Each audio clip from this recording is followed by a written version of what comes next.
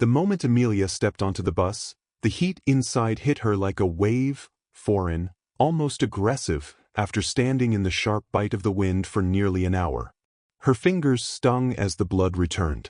Her breath came in clouds, and her coat, cheap wool lined with years of use, clung to her shoulders like a weight she had carried too long. She found a seat near the middle, by the heater vent, and sank down with a soft grunt.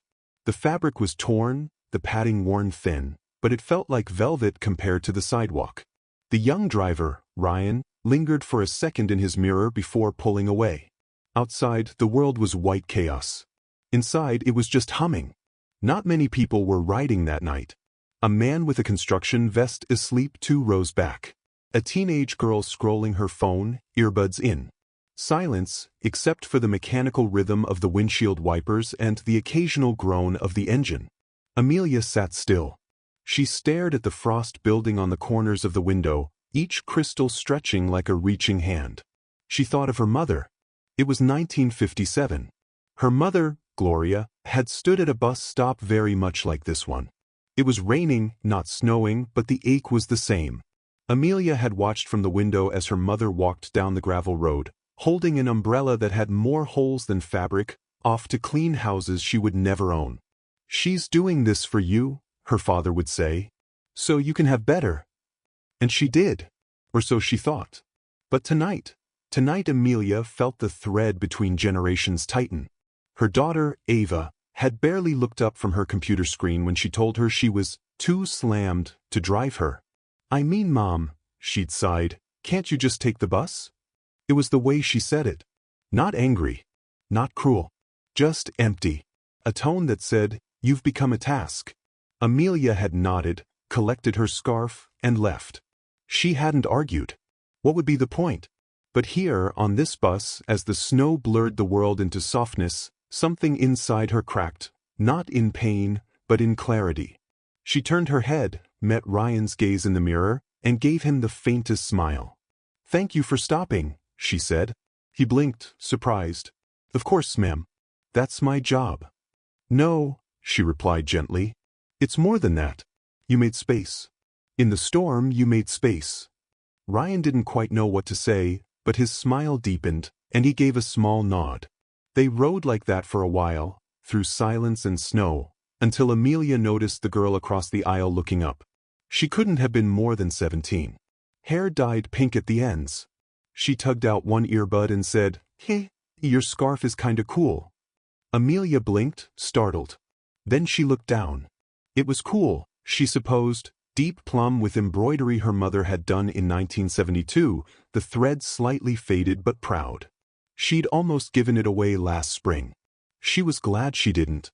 "Thank you," she replied. "It was my mother's." The girl nodded, eyes soft. "It looks warm." "It is," Amelia said, then paused.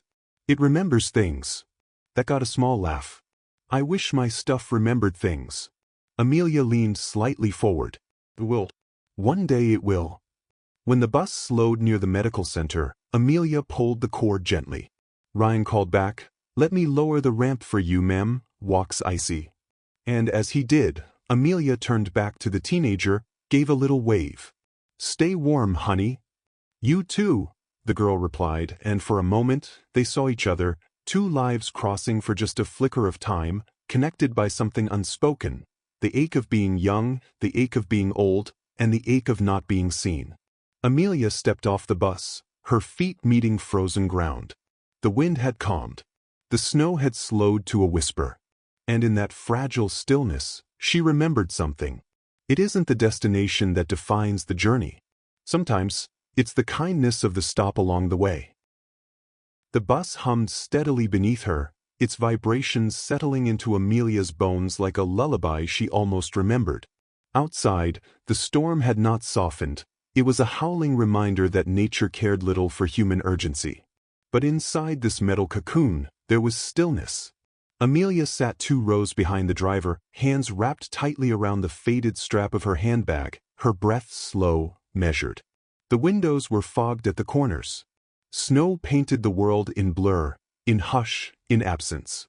The bus made its way through the city, Elm Street to 7th Avenue, down to Parkway East, Slow, deliberate, steady. She watched the passengers. A college student grumbled into his phone, something about a canceled exam.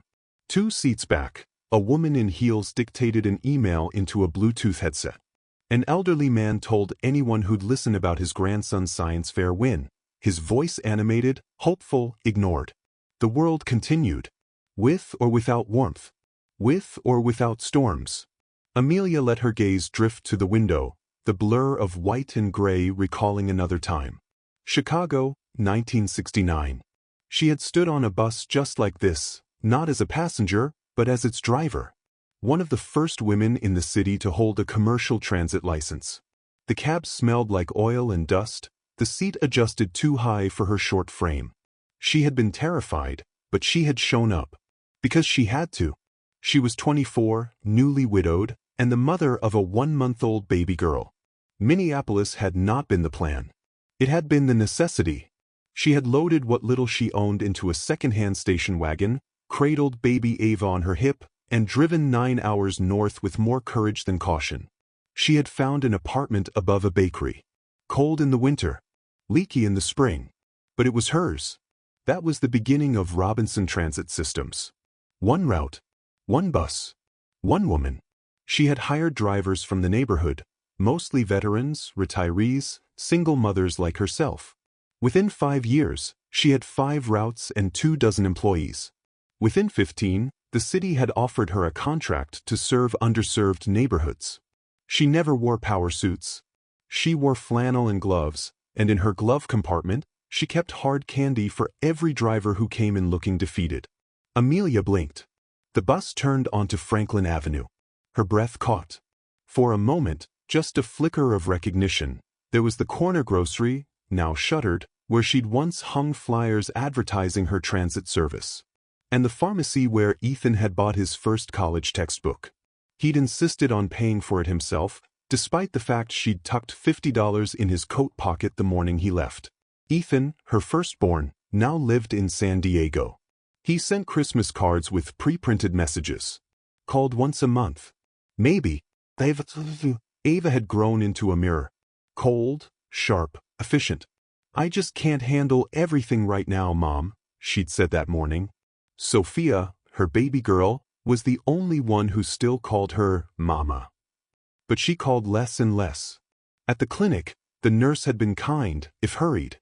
The waiting room smelled like antiseptic and peppermint gum. Amelia sat quietly through the checkup, nodding at the doctor's words, answering questions with grace. And then came the one that slipped past her defenses. "Do you have enough support at home?" She laughed. It wasn't funny, but it fell out of her like steam from a cracked pipe, sharp and hollow. "No," she answered, "but I have heat and a roof and a good memory. That'll do for now." The doctor had smiled politely, but she didn't understand. Few did. The snow was thicker when she stepped back out. The sky, a blur of slate. She waited again, this time with a deep ache in her knees, and when the bus pulled up, Ryan was still behind the wheel. He seemed surprised. "You made it back," he said. "I'm old, not fragile," she replied, the hint of a grin cracking through. The ride home was quiet. As they neared her neighborhood, Amelia gripped the edge of her seat. 2 blocks stood between her and the warmth of home. 2 blocks, uphill, on a sidewalk glazed with ice. Her body ached just thinking of it. And then, without asking, Ryan did something small. Something huge. He slowed the bus. Looked into the mirror. "This is close enough, right?" It wasn't a stop. It was just her corner. She nodded. He pulled over anyway. As she stood to leave, she hesitated, then turned back to him. "You didn't have to stop here," she said. "I know," he replied. He looked at her, not as a timetable, not as a fare, not as an inconvenience, but as a person. Cold, worn, still standing. "Sometimes rules aren't what matter most," he added. "Sometimes, it's what people need." And in that moment, it was too much. Amelia felt the tears come, not in torrents, but in heat. Soft and sudden, trailing down cheeks gone numb from weather and years. It had been so long since anyone had broken a rule for her. Not out of duty, but care. She stepped off the bus slowly, her boots sinking into snow. The house was just 50 feet away, but her pace was slower now, not from pain, but thought. She paused on her porch. Looked back. The bus was already gone. But the warmth lingered, like a coat she hadn't realized she still owned. And in that silence, Amelia whispered to the wind, "I mattered today." Not because she had built a business, or raised children, or endured, but because a stranger had seen her, and paused, and let her off 2 blocks early. The key was old, brass, scratched, worn by time and fingertips. It turned with resistance in the lock, as though the cabinet itself hesitated to remember. Amelia Robinson stood quietly in the dim light of her living room, the hum of the heater the only sound around her. Snow still clung to the hem of her coat, melting in soft drops onto the hardwood floor. She had not meant to come here, not tonight, but something inside her had shifted on the ride home. Something small, insistent. She opened the bottom drawer. Dust bloomed like a memory. Inside, everything was still exactly as she'd left it. Folders marked with dates, ledgers thick with typewriter ink, old photographs clipped to contracts, newspaper articles folded crisply with her name in bold. Robinson Transit Systems. Woman-owned, community-driven. A local empire on 4 wheels. From 1 bus to 500, the quiet rise of Amelia Robinson. She brushed her hand over a black and white photo of her, standing in front of her first bus, holding a wrench and wearing overalls. Her smile was tired, determined, fierce. She had not opened this drawer in over 15 years. Not since the day she sold the company and stepped away, not just from the business, but from the identity she had spent her life building. Because she had wanted peace for her children. Because she thought if they didn't see her as a CEO, they might just see her as mom. But maybe, in trying to be invisible, she had simply disappeared. The doorbell rang, 3 sharp knocks. Amelia tucked a loose folder back into the drawer and stood. When she opened the door, the wind swept in first, then Rebecca, arms full of groceries, breathless from the snow. "Hi, I brought soup and some things for the pantry." Amelia smiled faintly. "Thank you, sweetheart. Come in, let me take that." They moved into the kitchen. Rebecca set the bags down, then reached into her tote bag and pulled out a brochure. It was glossy, colorful, innocent, almost. Rose Pines Assisted Living, where care meets comfort. Amelia's smile didn't falter, but her fingers tightened around the brochure as she sat. Rebecca cleared her throat. "I know you're still independent, Mom, but I thought it wouldn't hurt to look, just to plan. They have weekly book clubs. Yoga for seniors." Silence bloomed. Amelia glanced toward the hallway, toward the open drawer glowing softly under a warm lamp. For years, she had let her past yellow in silence. But tonight, something in her chest whispered. She stood, walked into the living room without a word. Rebecca followed, confusion tightening her steps. Amelia sat beside the cabinet, pulled out a thick folder, and placed it on the coffee table. She opened it slowly, revealing the blueprints of her first bus depot. Payroll records, union letters, photographs with city council members. And finally, an award plaque, cracked but proud. Outstanding contribution to regional transit, 1995. Rebecca stared. What is this?" "My life," Amelia said softly. "The one I had before carpools and PTA meetings." Rebecca picked up a newspaper clipping. "You started Robinson Transit?" Amelia nodded. "In 1974. With 1 used bus and a $10,000 loan the bank only approved after I showed them 5 years of projected ridership data, handwritten on legal pads." "But why didn't you ever tell us?" Amelia breathed in through her nose, slow and full. "Because I didn't want my children to feel like they had to measure up to something. I wanted your dreams to be your own, not shaped by mine." Rebecca sat back, stunned. She looked at her mother, really looked at her, for the first time in years. I thought you were just tired, that you didn't want to be involved anymore." "I wasn't tired," Amelia replied. "I was choosing to be small. For you." Rebecca blinked, her voice quiet. "I never saw you like this." Amelia laughed, a dry, amused sound. "No one did. Not even your father, God rest him. I would come home from city council meetings and tuck you in like any other mother. Then stay up past midnight recalibrating fleet expenses or reviewing driver complaints. The silence returned, softer this time, like understanding settling in the room. Rebecca picked up another photo. In it, Amelia stood beside 3 female drivers, all wearing uniforms Amelia had designed herself. The back read in her own handwriting, "Hire people who care, then give them something worth caring about." "I remember seeing this woman once," Rebecca whispered. "You took me to the depot on a Saturday. I was maybe 7. I saw a lady giving orders and laughing with the mechanics. I thought she was just someone important."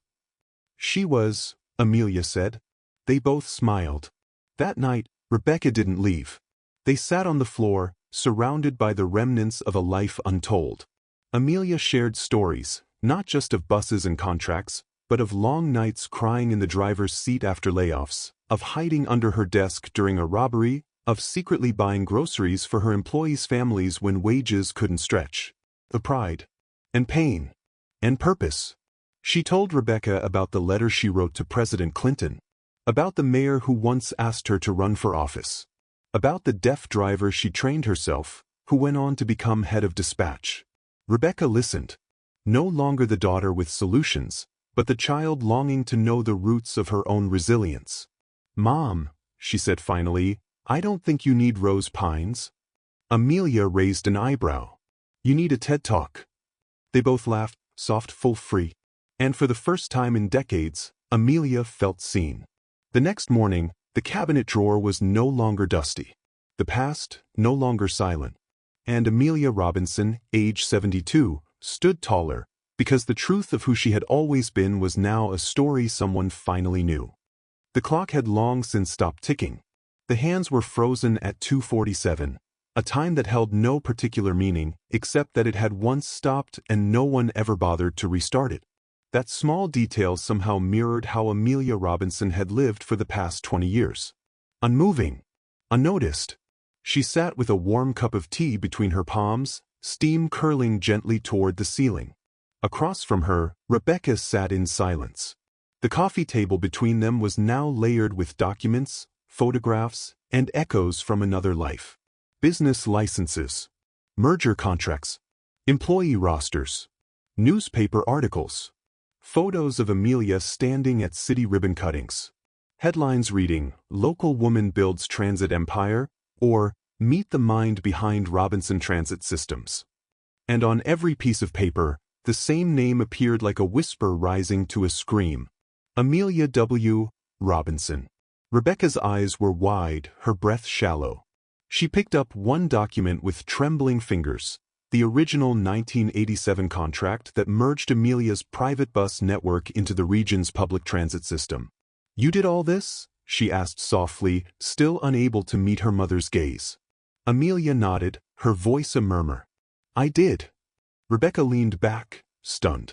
How did I never know?" The pause. The kind that stretches not just across seconds, but decades. Amelia let the question settle before answering. "Because I didn't want you to grow up in the shadow of my ambition," she said. "I wanted you to feel free to chase your own dreams, not be handed a legacy you never asked for." Rebecca's eyes welled. "But I didn't even know you had a legacy, Mom. I thought you were just, a mother who made pancakes, who folded laundry, who picked you up from rehearsals and helped with science projects." Rebecca nodded, her voice cracking. "Yes." Amelia smiled, not bitterly, not even sadly. Just knowingly. "That was always part of who I was," she said. "But not all. I buried the rest. For your sake. For all of you." They sat like that in the quiet for a long while. Words weren't needed yet, just space. Eventually, Rebecca reached for a small photograph. In it, a much younger Amelia, maybe in her 30s, stood in front of a crowd at City Hall, giving a speech with her sleeves rolled up and a fire in her eyes. "I don't recognize this woman," she whispered. Amelia took a sip of tea before speaking. "Neither did I. Not for years." That line sat between them like a secret finally set free. The conversation that followed lasted 3 hours. but it spanned 50 years. Amelia spoke slowly, her voice a soft drizzle over stories once locked behind habit and humility. She spoke of riding the city bus at 21, pregnant and alone, mapping routes in a spiral notebook. Of walking into banks in the 1970s where men told her to come back with her husband.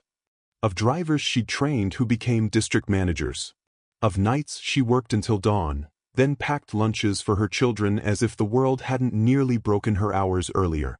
Rebecca listened, not as the adult daughter managing her mother's appointments, but as the little girl who used to sit at the kitchen table drawing buses with crayons, never realizing they were blueprints. She learned about the near collapse during the 1991 recession. About the day Amelia turned down a buyout from a national company that offered millions, but wanted to gut the community routes. About the letter Amelia once received from a teenage boy who said her free student bus pass had saved his future. And for the first time in her life, Rebecca saw her mother not as someone who had stopped chasing dreams, but as someone who had lived them quietly and then folded them away like heirlooms. Near the end of their conversation, Rebecca sat back, overwhelmed. Her voice barely made it above a whisper. We never asked.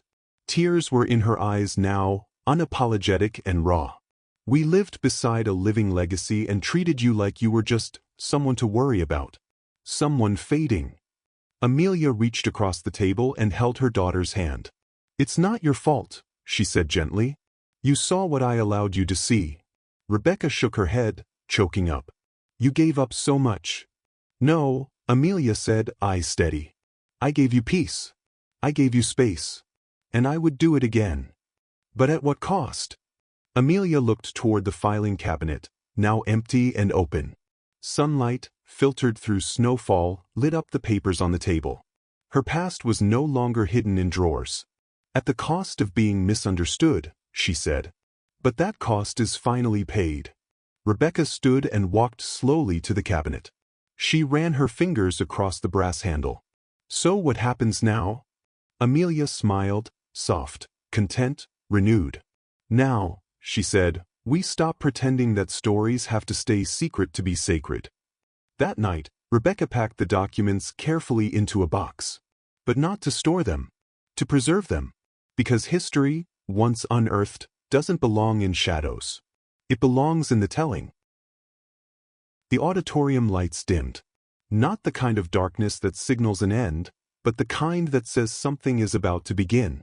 Amelia Robinson stood behind the curtain, her hand resting gently on the fabric. She could feel the weight of the years in her shoulders, years that had once buried her story in silence, in sacrifice, in motherhood. But tonight, something was different. Tonight, the world was going to know.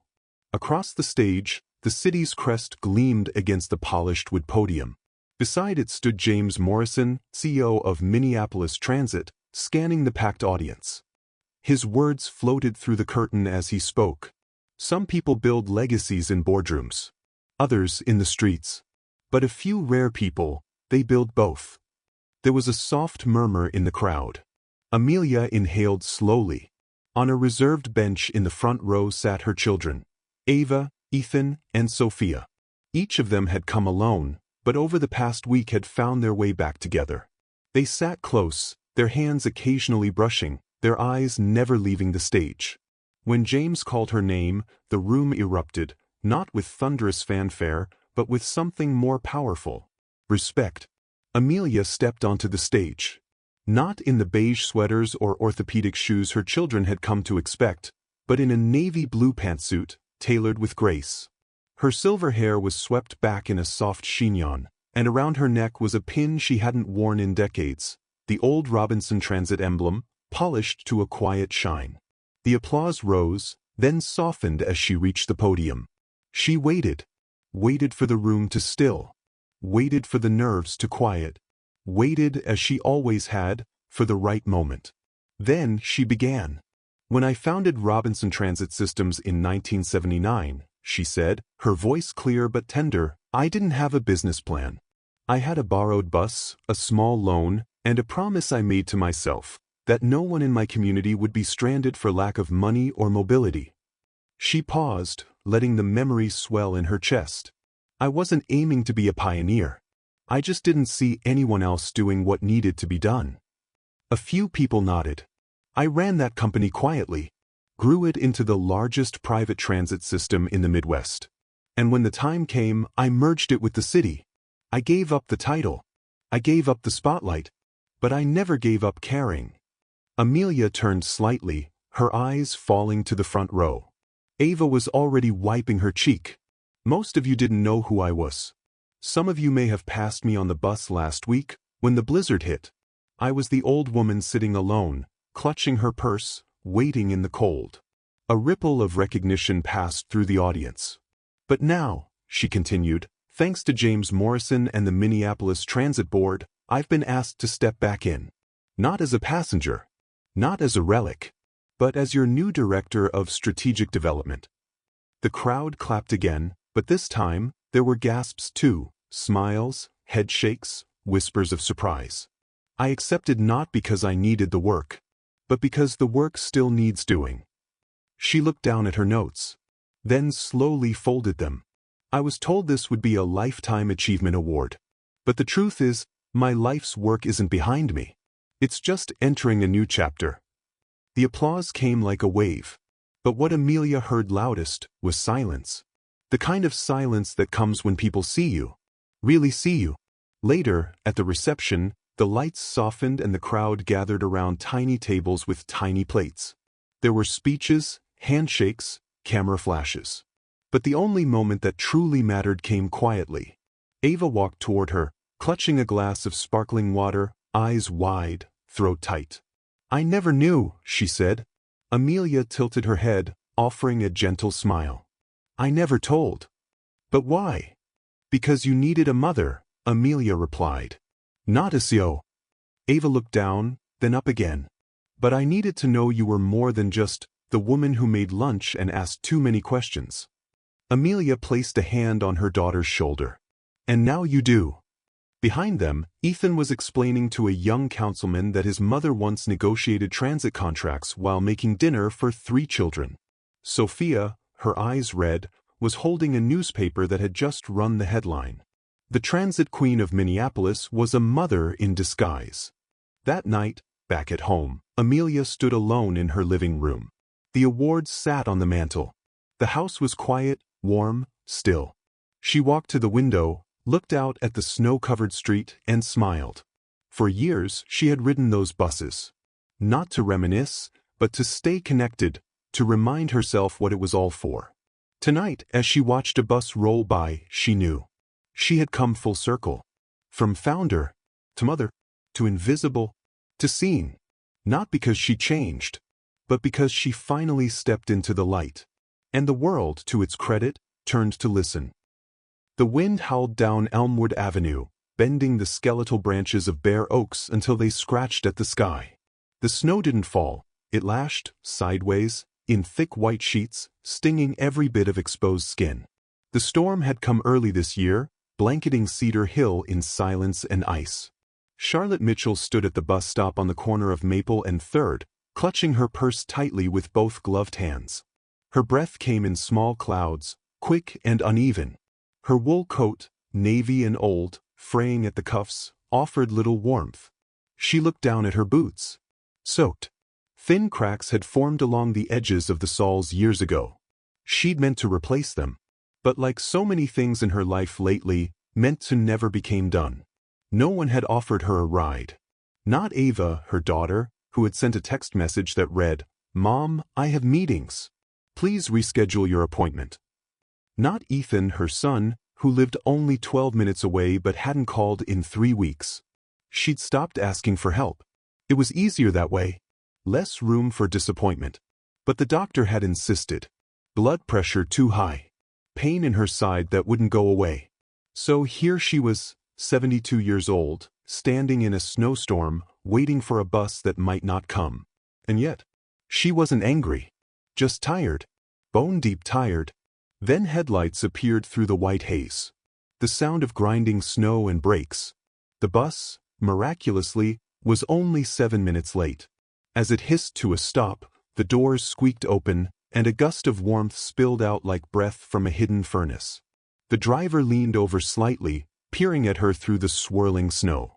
"Ma'am, are you okay? You shouldn't be out here in this weather." His voice was young. Charlotte blinked. She hadn't heard that tone in a long, long time. "I'm headed to Oak Ridge Clinic," she said quietly, stepping up, her knee creaking with the effort. He stood from his seat, extended a gloved hand, and helped her climb the step. No rush. No judgment. Just presence. "I'm Nathan," he said. "Let me know if it gets too cold back there. Sometimes that back heater acts stubborn." She smiled faintly. "Thank you, Nathan." Charlotte settled into the second row, near the heater vent. There were only 4 other passengers, a college student grumbling into her phone, an elderly man with a cane, and a couple arguing quietly in the back. The windows were fogged with breath and melting snow. Outside, the town rolled by in slow motion, half-shuttered stores, blinking streetlights, snow-covered benches. It felt like the world was asleep. But inside the bus, it was warm. Alive. Charlotte watched Nathan as he drove. He checked his mirrors with practiced grace, braked gently, greeted each passenger with a nod or smile. Not a trace of irritation, even when someone boarded with slush-covered boots and a bad attitude. He cared. That surprised her. For years, she told herself no one did anymore. That the soul had been drained from the transit world the moment she signed away Mitchell Transit Systems to Cedar Regional. They'd stripped the company of her name, her philosophy, her people-first model. Back then, every driver had been trained not just in safety, but in dignity. No one was just a passenger. But Nathan, he reminded her of something she hadn't felt in years. At the clinic, the nurse asked routine questions, barely lifting her eyes from the chart. "Support at home?" Charlotte hesitated. The truth sat heavy in her throat. "Not much." "Do you live alone?" "Yes." "Transportation needs?" Charlotte chuckled. A low, dry sound that surprised them both. "I manage." As she waited at the stop again, this time shivering harder, night creeping in, she hoped the same bus route would return. She didn't know why it mattered. But it did. When the familiar bus finally pulled up, the doors opened and there he was again. Nathan's smile cracked through the frost on her heart. "Back already, Miss Charlotte?" he teased gently, offering his hand once more. "You remembered my name," she said. "Of course I did." She climbed aboard. They didn't talk much. The ride home was quiet, the passengers fewer, the windows darker. When they neared her block, Charlotte rose slowly. The official stop was still 2 long, icy avenues from her home. She braced herself for the walk. But before she could reach the front, Nathan eased the bus toward the corner of Willow Lane, not a marked stop. "Go ahead," he said softly, opening the doors. "I won't tell if you won't." Charlotte paused. "You could get in trouble for this." He shrugged. "Probably.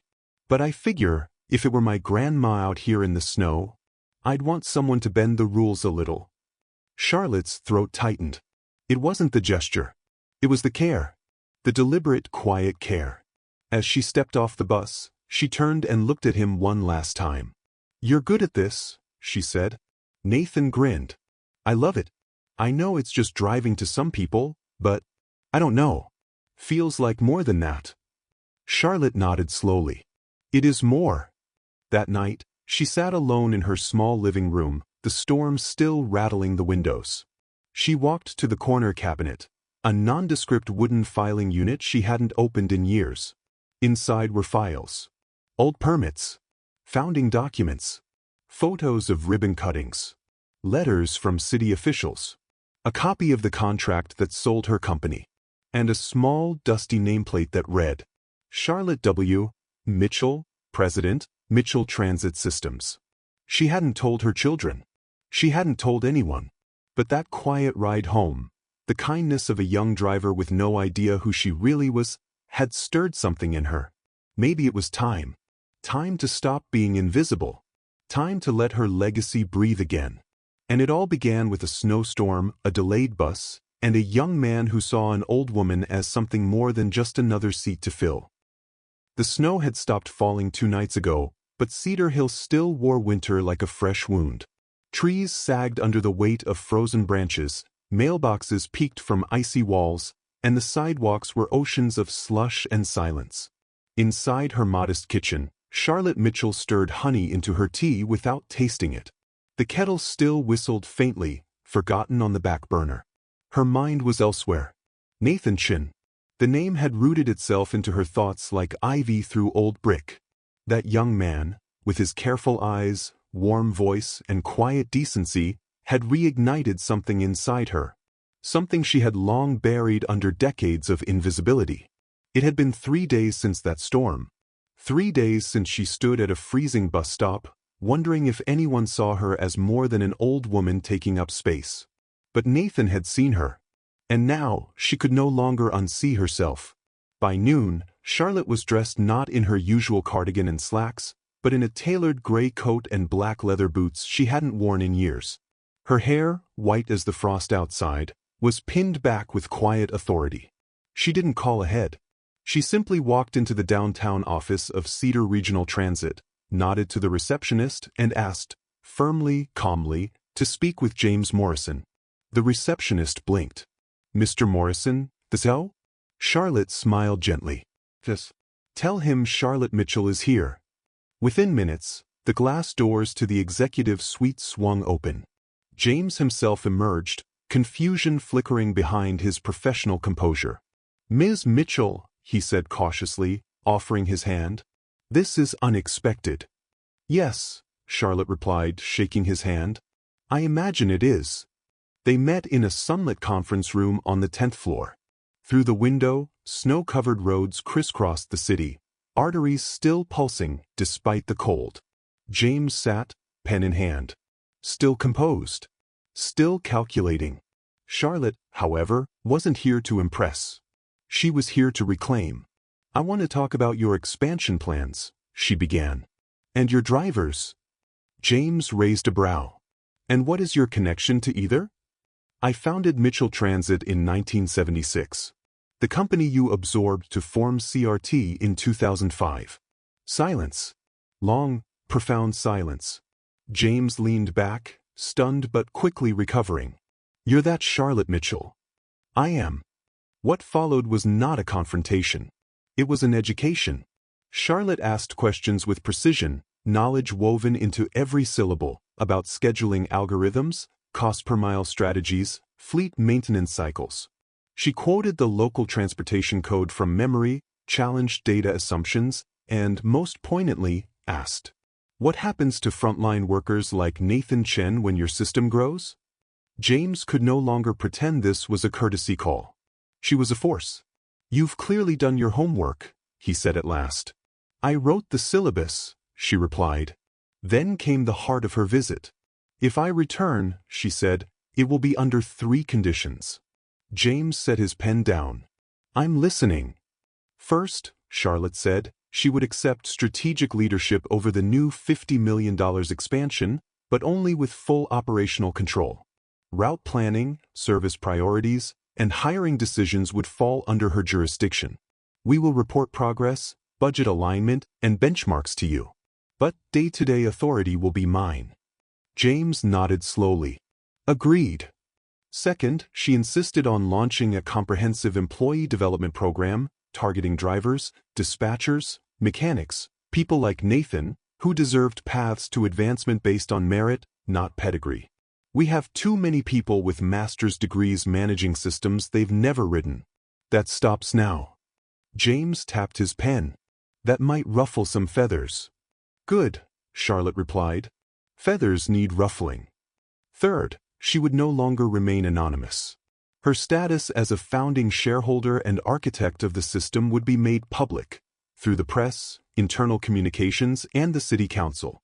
No more shadows, she said. James hesitated. Ms. Mitchell, once your name becomes public, you'll be scrutinized. Every asset, every tax filing, every decision. Are you ready for that? Charlotte looked out the window. I'm 72 years old. I've built an empire from a second-hand bus and a $10,000 loan. I've been invisible in meetings where men who knew half as much made twice the noise. There are young women in this city who need to know that age doesn't erase brilliance. She turned to him, voice steady. If leadership doesn't have an expiration date, then legacy shouldn't come with a muzzle. There was a pause. Then James smiled. "Welcome back, Charlotte." That evening, Charlotte sat at her dining table, a soft lamp glowing overhead. Her children, Ava, Ethan, and Sophia, had been informed. The press would know by Monday. Legal had already started drafting a public statement. Her life was about to change again. And this time, she would not shrink. Not for the comfort of others. Not even for her family. On the table beside her sat a framed photo of her younger self, standing next to the first bus she ever purchased. She had been 32. Widowed. Raising 3 children. Carrying dreams in one arm and engine grease in the other. She picked up the photo. Whispered to the woman inside it, "We're not done." And for the first time in nearly 2 decades, Charlotte Mitchell didn't feel like a memory. She felt like a beginning. The Truth That Stopped 19. By Charlotte Mitchell. The wind that morning was softer than it had been all week. The last of the snow still clung stubbornly to curbs and tree branches, but the sun was out, finally, and the air held a promise that something was about to shift. Bus Stop 19 didn't look like the setting of a historic announcement. It stood modestly at the edge of the Cedar Hill Transit Plaza, framed by a faded green bench, a plexiglass shelter, and a laminated route map that had long lost its shine. But today, someone had draped a navy blue cloth over a small podium. Microphones had been fastened in place. A few folding chairs lined up neatly for press and city staff. Charlotte stood quietly behind the makeshift stage, her gloved hands folded around a piece of paper she no longer needed to read. She wore a gray wool coat, one she'd had for years, and a pin on the collar, a small, discreet MTS badge from 1981, long forgotten by most. James Morrison gave the opening remarks, predictable, polished. He spoke of modernization, of vision, and equity in transit. But no one leaned in. Not until Charlotte stepped up. She didn't clear her throat. She didn't apologize for her age or presence. She simply began. In 1976, I started Mitchell Transit with a used bus, a borrowed wrench, and a dream. A dream that working mothers shouldn't have to walk 4 miles to their job. That seniors could reach the grocery store without begging a neighbor. That getting across town shouldn't cost more than your dignity. A ripple moved through the press row. 30 years later, I sold that company, what you now know as Cedar Regional Transit, so my children could graduate debt-free. And for 18 years, I've stayed in the background. But last week, during a blizzard, I waited for a bus like any other passenger. And a young driver, kind, attentive, not knowing who I was, helped me on board. That moment reminded me, I am not done. There was silence. The beat. Then an eruption of noise. Reporters fumbling for notepads, camera flashes stuttering like applause. Eyes widened. Charlotte Mitchell, 72, once dismissed as just another old woman on the bus, had just flipped the room. And she wasn't finished. Today, I return not as a writer, but as the new director of strategic development for CRT. We will launch 17 new bus routes to serve neglected neighborhoods. We will modernize our fleet with safety-first, eco-conscious technology. And most importantly, we will create a career development program for our frontline workers. For people like Nathan Chin. The name dropped into the crowd like a stone in water. From the back, Nathan's eyes shot up. He had come only because he was curious. Because the woman he'd helped onto the bus last week had somehow stirred something familiar and impossible. And now, he was hearing his own name spoken from a podium by a woman he thought was just a passenger. She looked directly at him. Your grandfather, Henry Chen, worked for me in the 80s, Charlotte said gently. He was one of the most dependable, principled mechanics I ever had. And Nathan, he talked about you. How proud he was. Nathan froze. His throat tightened. He remembered Henry's stories about an iron-willed woman who ran a transit company like a general, but with a teacher's heart. He said she was fair, Nathan whispered to himself, but I never knew her name. Now she stood in front of him. After the press conference, as people began to disperse, Charlotte made her way to Nathan. Up close, his youth was startling. Wide shoulders, calloused hands, a nervous half-smile, and eyes that held questions. "Ms. Mitchell, I don't know what to say." She smiled. "You said plenty last week without words. You stopped for an old woman in a storm. You made space where none was offered. That told me more than a resume ever could." He blinked, not knowing how to hold so much in one moment. "Did you really know my grandfather?" "Better than most." Henry had grit. He rebuilt an engine in a parking lot once during a power outage. Refused to let a route go down. "You remind me of him." Nathan swallowed hard. Then came the question, one he never thought he'd be asked. "Nathan," Charlotte said softly, "have you ever considered a leadership role here? Not just driving, but helping build the system itself?" He hesitated. "Mammoth, I barely finished community college. Nobody's ever said that to me before." "Then let me be the first," she replied, her voice calm, unwavering. "You have something a degree can't teach: compassion, patience, and the kind of awareness that only comes from service. I'm designing a program, real development, not lip service. And I want you in the pilot group." His jaw tightened, not from resistance, but from fear of believing too much. "You're serious?" "Deadly," she nodded. "We can't build a transit future by overlooking the ones already holding it together." Behind them, Helen Chin stood quietly.